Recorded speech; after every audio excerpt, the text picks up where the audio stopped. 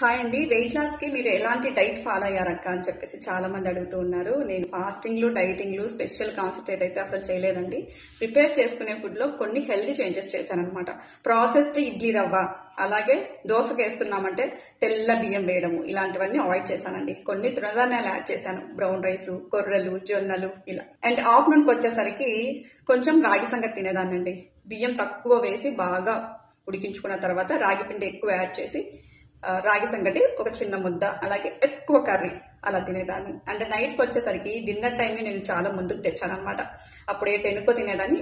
Weight loss టైంలో ఏమైందంటే 6కే తినేదాన్ని అనమాట. అది కూడా గోధుమలు, జొన్నలు స్వయంగా నా చేతులారా ఆడించుకొని అదొక కప్పు ఇదొక కప్పు యాడ్ చేసుకొని వితౌట్ ఆయిల్ పుల్కా ప్రిపేర్ చేసుకుని తినేదాన్ని. ఒక పుల్కా, ఎక్కువ కర్రీ.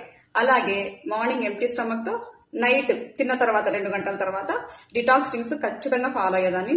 అలాగే బ్రేక్ఫాస్ట్ చేసిన తర్వాత మార్నింగ్ 1 అవర్ తర్వాత, అలాగే ఈవినింగ్ కొంచెం గ్రీన్ టీ, బ్లాక్ టీ బాగా ఫాలో అప్ చేశాను. అలాగే ఎవ్రీడే కూడా ఒక 15 మినిట్స్ ఫిజికల్ యాక్టివిటీ ఉండేలాగా చూసుకున్నానండి.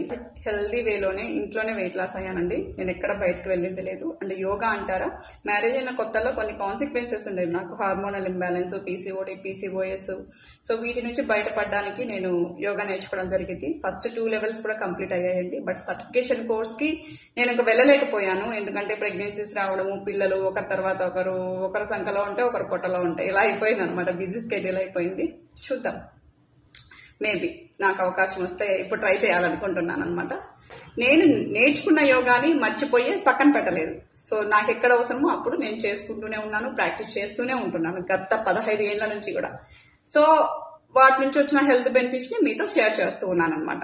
సో మీరు ట్రై చేయండి, కంపల్సరీగా హెల్తీ వేలో వెయిట్ లాస్ అవ్వచ్చండి. దానికోసం ఏదేదో ప్రోడక్ట్స్ వాడాల్సిన అవసరం లేదు, లేదంటే వేరే సెంటర్స్కి వెళ్లాల్సిన అవసరం లేదు, లేదంటే డబ్బులంతా పోసి వేరే వాళ్ళ గైడెన్స్ తీసుకోవాల్సిన అవసరము లేదండి. మీకు మీరే గైడ్ అవ్వండి, హెల్తీ వేలో అనలైజ్ చేసుకుంటూ వెయిట్ లాస్ అవ్వండి ఫ్రెండ్స్. అంతే. Thank you.